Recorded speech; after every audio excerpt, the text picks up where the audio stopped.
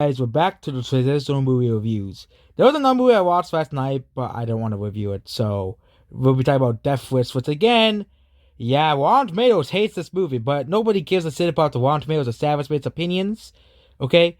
The Rotten Tomatoes establishment is just a bunch of idiots, okay? They gave, we all know which movies they like and which movies they don't like. They don't like action movies. We all know they don't, unless it's, woke, too woke for them them, you know, which again, a lot of, movies and critics, always try to please the critics, not the fans.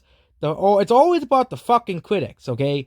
You know, which really pisses me off. At least companies like, Sony and Paramount are actually listening to the fans with Ghostbusters Afterlife, Spider-Man, you know, Into the Spider-Verse getting a sequel, and of course Spider-Man No Way Home, which even then, it's funny how hypocritical the critics are, because they'll complain that, they'll trash on Sonic for listening to the fans, and including fan service and Ghostbusters Afterlife, but they'll praise Spider-Man No Way Home for the same reason. But yeah, now we're talking about Death Wish, which is basically a revenge movie.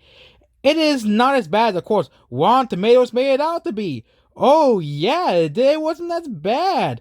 There were some scenes that were just outright yeah, unwatchable, okay? Which is mostly like, there were a couple scenes in this movie was downright unwatchable. It does not make this. But the storyline is basically a typical revenge thriller movie. It is also based off an original 1974 film as well, where it's got four sequels, kind of like Die Hard, and it also even got the guy who played the guy from Die Hard in the movie.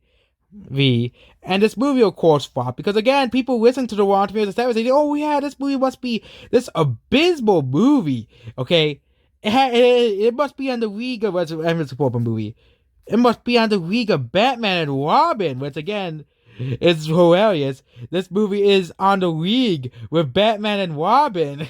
That's Rotten Tomatoes establishment in a nutshell. It's on the league of Batman and Robin and Dragon Ball Evolution.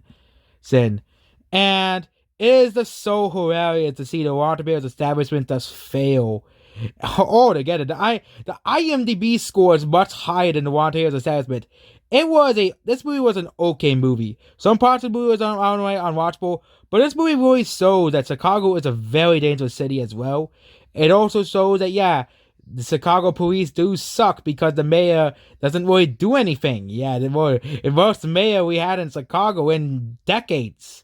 Okay, but I don't want to get too political in this video, but that's just the truth. Okay, if people can't handle the truth, then there's something like wrong with them. Okay, or so like that. And yep, that's basically about Death Wish. It's an okay movie, okay revenge thriller movie. I've seen better revenge thriller movies than this movie. I bet the original Death Wish is way better anyway. So yeah, but this movie is far better than what the 18% that the Rotten Tomatoes establishment gave it. So I'll give this score a 6 out of 10. Goodbye.